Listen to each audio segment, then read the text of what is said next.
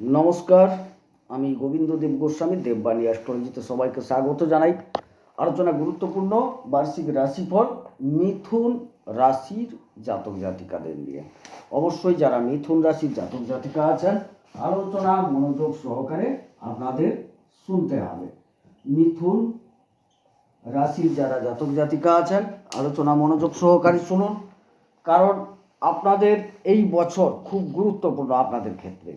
দেখুন, অনেক ভালো অপেক্ষা করে আছে, তার মধ্যে কিঞ্চিত মন্দ আছে, তবে খুব একটা খারাপ বলবো না।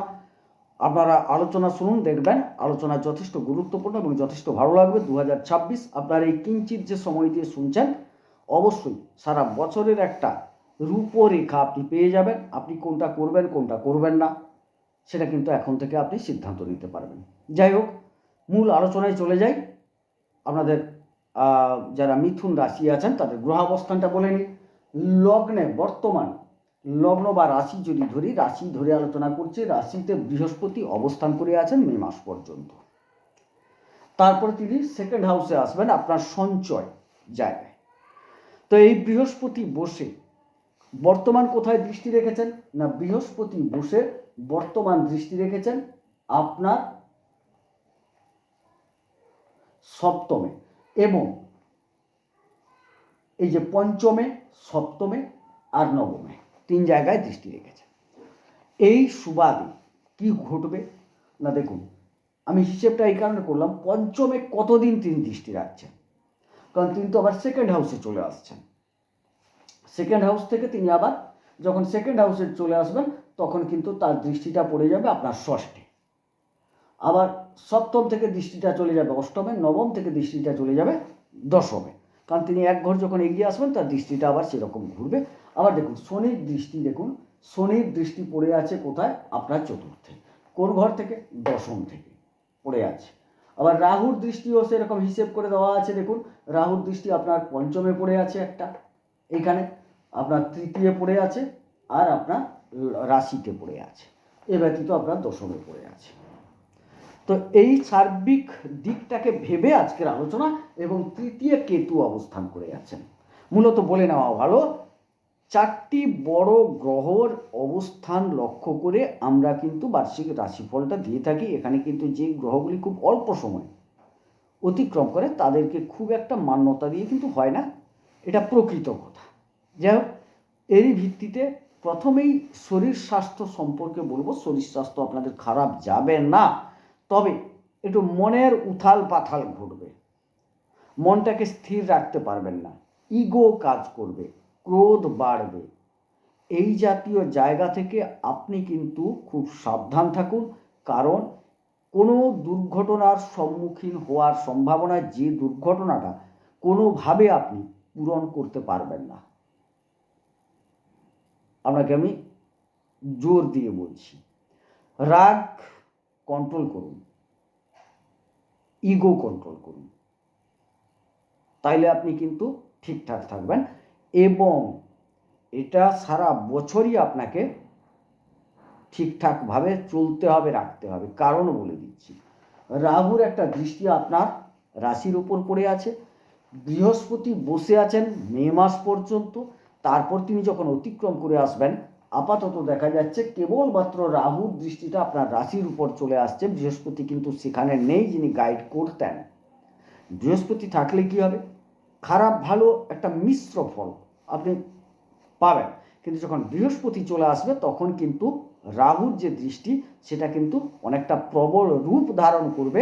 সুতরাং আপনাকে এই জন্য বললাম যে রাগ, ক্রোধ, ইগো, অহংকার এগুলো থেকে আপনি দূরে থাকুন, তাতে আপনি ভালো থাকবেন। অন্যথায় কিন্তু এমন কিছু ঘটনা ঘটতে চলেছে যেটা কিন্তু আপনার জীবনের সবচেয়ে ক্ষতিকারক, সবচেয়ে ভয়ানক জায়গা। প্রচণ্ড আঘাতপ্রাপ্তি যোগ আপনাদের মধ্যে আসছে, এবং আর একটি আত্মহনন করার প্রবণতা জাগরিত হতে পারে, যার জন্য বললাম খুব খুব সাবধানতার সাথে আপনাকে বছরটা অতিক্রম করতে হবে। এবং অর্থের ক্ষেত্র বলি, সঞ্চয় ক্ষেত্র, মে মাস অতিক্রান্ত হলে আপনার সঞ্চয় অবশ্যই বৃদ্ধি পাবে।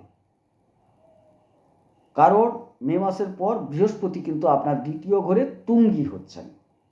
সুতরাং এই ক্ষেত্রে আপনাকে দেখা যাচ্ছে যে আপনার একটা সঞ্চয় বৃদ্ধি যোগ যথেষ্ট পরিমাণে বৃদ্ধি পাবে।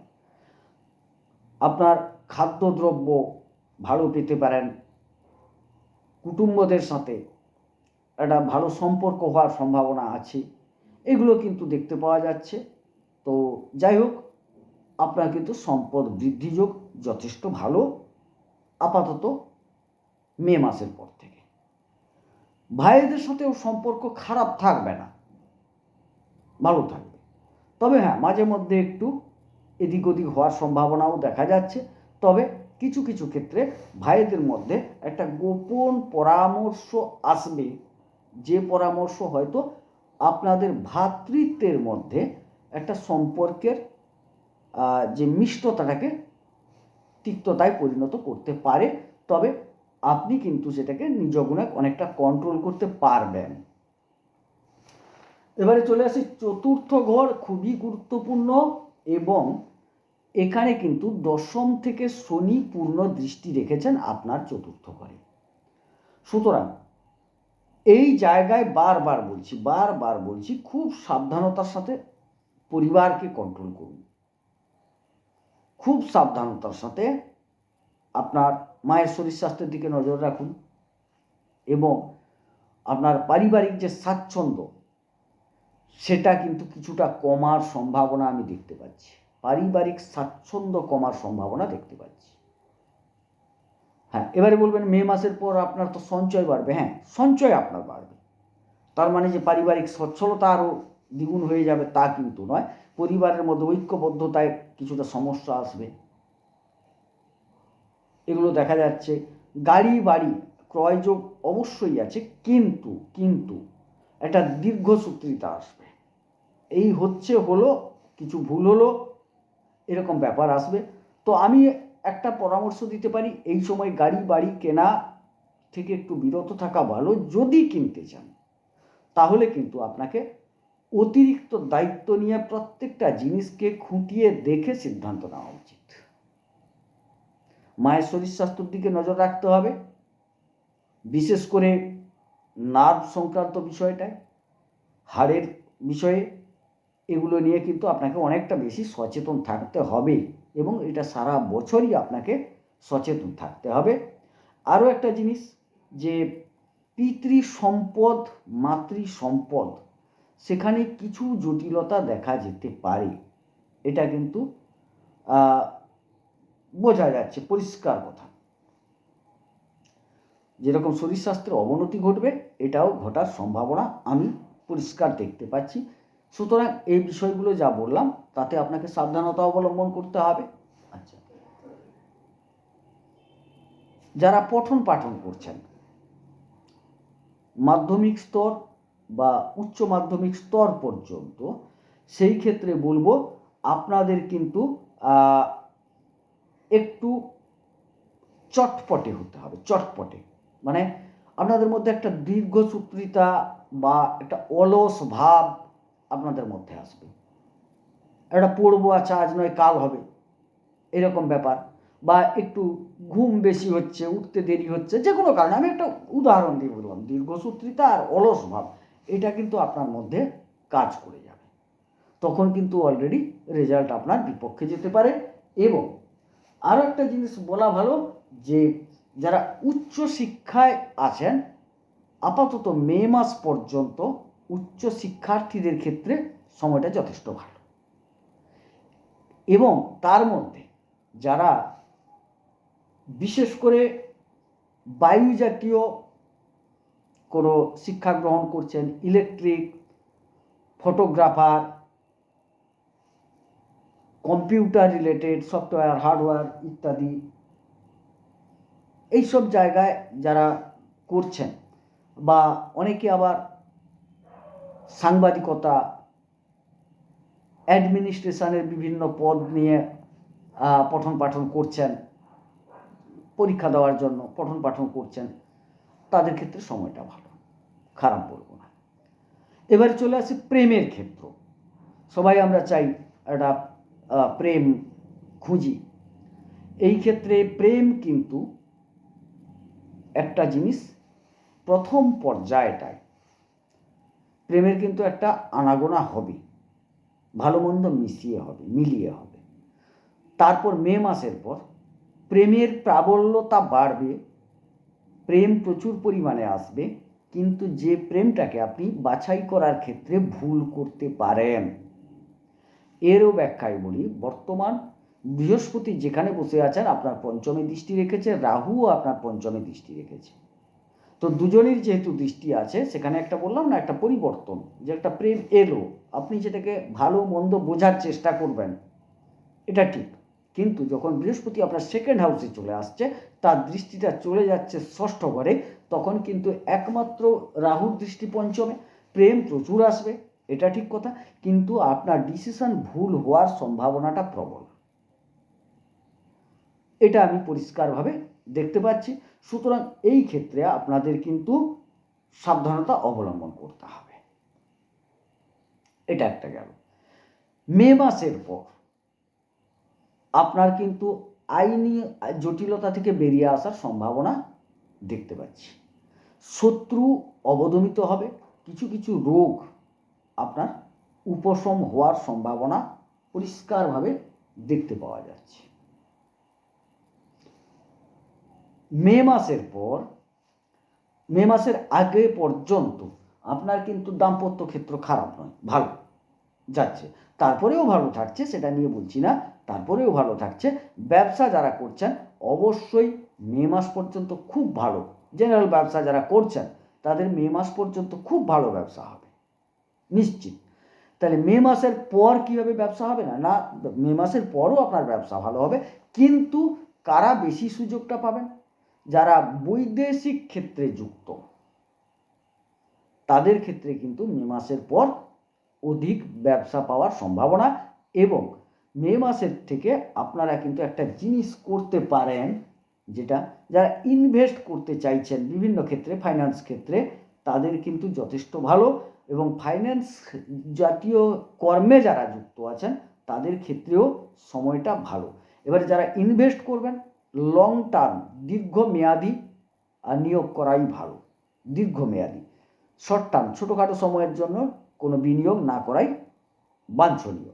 এই ক্ষেত্রে মে মাসের পর থেকে কিছুটা প্রাপ্তি যোগ দৃষ্ট হয় আপনার, এবং আপনার দূরবর্তী জায়গায় কর্মযোগ দেখতে পাওয়া যাচ্ছে।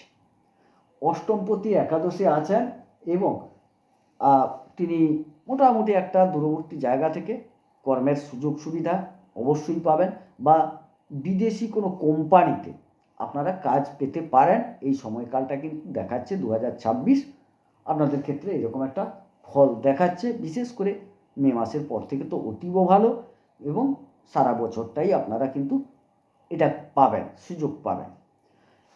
এবারে প্রশ্ন হচ্ছে যে আপনার ভাগ্যস্থল, সবাই ভাগ্য ভাগ্য ভাগ্য মানে তো কোনো নির্দিষ্ট দেখার বস্তু নয়, বিভিন্ন জায়গা থেকে বিবেচনা করা হয়। কিছু কিছু ক্ষেত্রে দেখা যাচ্ছে যে দুর্ঘটনা যে ঘটবে, সেই দুর্ঘটনা আপনার ভাগ্য বিলম্বিত করতে পারে। ধরুন আপনি একটা কর্মী, কোনো কাজ করেন, আপনি একটা দুর্ঘটনায় পড়ে গেলেন, 3 মাস হাসপাতালে থাকতে হলো, তাইলে এই 3 মাস আপনি কর্মে থাকতে পারলেন না। এই 3 মাস এমনও কিছু সিস্টেম থাকতে পারে যেখানে আপনি বেতন পাবেন কি পাবেন না সন্দেহ হতে পারে। এই 3 মাস তাইলে আপনাকে ভাগ্য বিড়ম্বনার শিকার হতে হচ্ছে। সেরকম একটা উদাহরণ হিসাবে দিলাম। তো কিছু ক্ষেত্রে ভাগ্য যথেষ্ট সাপোর্ট করবে, আবার কিছু ক্ষেত্রে ভাগ্য বিড়ম্বনার কারণে আপনার কিন্তু কর্ম, উপার্জন বা সঞ্চয় সর্বক্ষেত্রে বেশ কিছু বাধার সম্মুখীন হওয়ার সম্ভাবনা আছে। গেল। এবারে কর্ম যারা করছেন কোনো কোম্পানিতে, তাদের ক্ষেত্রে সময়টা খারাপ নয়। এবং আরও একটা জিনিস এখানে বলে রাখা ভালো, যে যারা কোনো কোম্পানির ধরুন লেবার ঠিকাদার, তাদের ক্ষেত্রে সময়টা আরও ভালো এই সময়কালটা।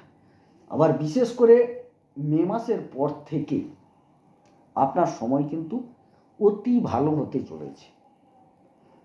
সুতরাং আমি দেখতে পাচ্ছি যে আপাত দৃষ্টিতে মিথুন রাশির যারা জাতক জাতিকা আছেন তাদের ক্ষেত্রে বছরটায় দু একটা ক্ষেত্র খারাপ আছে, মানসিক দিক বিভ্রান্ত হতে পারে, ইগোর কারণে, রাগের কারণে দৈহিক সমস্যা, মানসিক সমস্যা সৃষ্টি হওয়ার সম্ভাবনা, আঘাত প্রাপ্তি যোগ দেখা যাচ্ছে, দুর্ঘটনার শিকার হওয়ার সম্ভাবনা। এবং আরও একটা জিনিস দেখুন, আগুন জাতীয় জায়গা থেকে আপনাদের একটু সচেতন থাকতে হবে, এই জাতীয় জায়গা থেকে। এবারে এই জায়গাগুলো থেকে যদি সচেতন থাকেন ভালো। আর যারা কর্ম করছেন, বিশেষ করে কি বলবো, পরিচালক জায়গা, বিভিন্ন জায়গাটাকে ম্যানেজ করেন যারা, তাদের কিন্তু যথেষ্ট ভালো দেখা যাচ্ছে। খনি জাতীয় কাজের সাথে যারা যুক্ত বা খনিজ কাজের সাথে যারা যুক্ত তাদের ক্ষেত্রে যথেষ্ট সময়টা ভালো। অন্যান্য ক্ষেত্রেও অনেক জীবিকার উন্নতি আমি কিন্তু দেখতে পাচ্ছি। যাই হোক, যারা পড়াশোনা করছেন তাদের ক্ষেত্রে বলি, দেখুন একটা জিনিস বলে রাখা ভালো, এই জায়গায় বৃহস্পতি কিন্তু মারক, তিনি অনেকটা বসার সুবাদে, দৃষ্টির সুবাদে শুভগ্রহ, তো ভালো ফল দেবেন, এটা নিশ্চিত কথা। কিন্তু কয়েকটা জায়গা দেখতে হয়, দ্বিতীয় ঘর, চতুর্থ, পঞ্চম, নবম, এই জায়গা থেকে আমরা পঠন পাঠনটাকে নিয়ে ভাবি। নবমে রাহু বসে আছে, বৃহস্পতি দ্বিতীয়, পঞ্চমে উভয়ের দৃষ্টি থাকছে প্রথম মে মাস পর্যন্ত। অনেক কিছু ভেবে দেখা গেল আপনাদের পঠন পাঠন বা পরীক্ষায় যে বসবেন সেই ক্ষেত্রে কিন্তু আপনাকে দুটো জিনিস মাথায় রাখতে হবে। প্রশ্নপত্রটিকে বারবার পড়ুন, বুঝুন, তারপর উত্তর দেন। আপনার একটা বিভ্রম তৈরি হয়ে যাবে যে আমি এটা জানি মানে এই যে সাধারণভাবে হ্যাঁ আমি জানি লিখে দিতে পারবো, এটা লিখতে গিয়ে কিন্তু আপনি ভুল করবেন, এইটা কিন্তু দেখা যাচ্ছে প্রবলভাবে। সুতরাং এই বিষয়গুলোর উপর প্রচুর সাবধানতা অবলম্বন করতে হবে। আর সন্তান নেওয়ার ক্ষেত্রে বলি, সন্তান যারা নিতে চাইছেন তাদের ক্ষেত্রে মে মাস পর্যন্ত ভালো সময়, খারাপ নয়। মে মাসের পর আপনি কিন্তু যারা সন্তান নিতে চাইছেন তাদের ক্ষেত্রে বলি খুব সাবধানতার সাথে এগান, ভুলভাল সিদ্ধান্ত হতে পারে। আর যাদের সন্তান বৃষ রাশির আছেন, মে মাস পর্যন্ত একটা তো ভাব থাকবে, ক্রোধ থাকবে, কিন্তু মে মাসের পর তাদের অতিরিক্তভাবে সচেতন হতে হবে। বিশেষ করে যারা রিসার্চ ওরিয়েন্টেড হায়ার এডুকেশনে আছেন, অবশ্যই সাবধান থাকুন, অবশ্যই সাবধান থাকুন। হবে না বলছি না, কিন্তু নিজেকে সচেতন হতে হবে। দেখুন, ভাগ্যযুক্ত কর্ম সমান ফল, আপনি কেবলমাত্র ভাগ্য যা দিচ্ছে তাকেও অতিক্রম করতে হয়। পূর্ণ অতিক্রম হয়তো করতে পারবেন না, কিন্তু কিছুটা কর্মের দ্বারা সেটাকে অতিক্রম করা যায়, কিছুটাকে কন্ট্রোল করা যায়।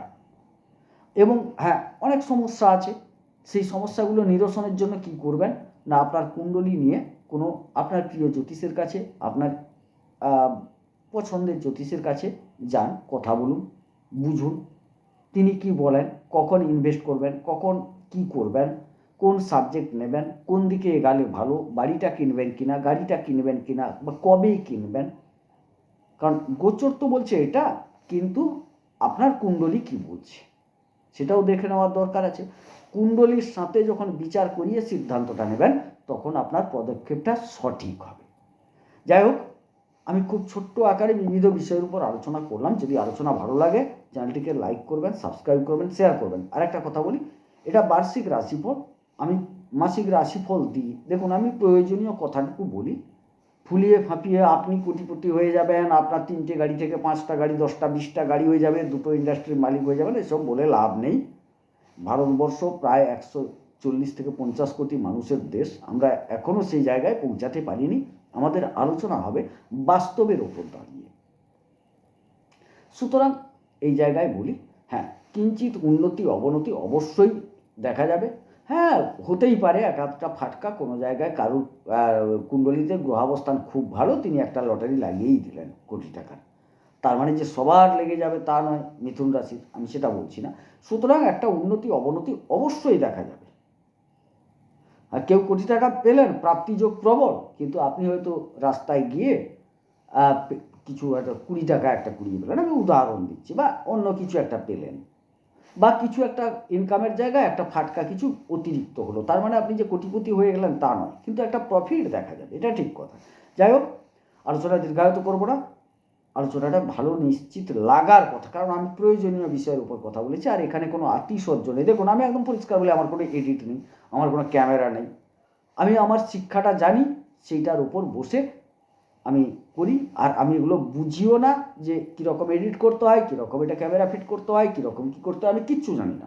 একদম সাদামাটা যেটুকু জানি সেটা, এবং আগাগোড়া ভুল বললেও ভুল বলছি, ঠিক বললেও ঠিক বলছি, কারণ এখানে যে আমি এটা বাদ দিয়ে একটু জুড়ে দেবো ক্ষমতা আমার নেই, আমার এই শিক্ষাও নেই, আমি জানিও না। যাই হোক, যদি আলোচনাটা ভালো লাগে সাবস্ক্রাইব করুন এবং আমার সঙ্গে থাকুন। ঈশ্বর সকলের মঙ্গল করুন। 2026 আপনার ভালো। নমস্কার।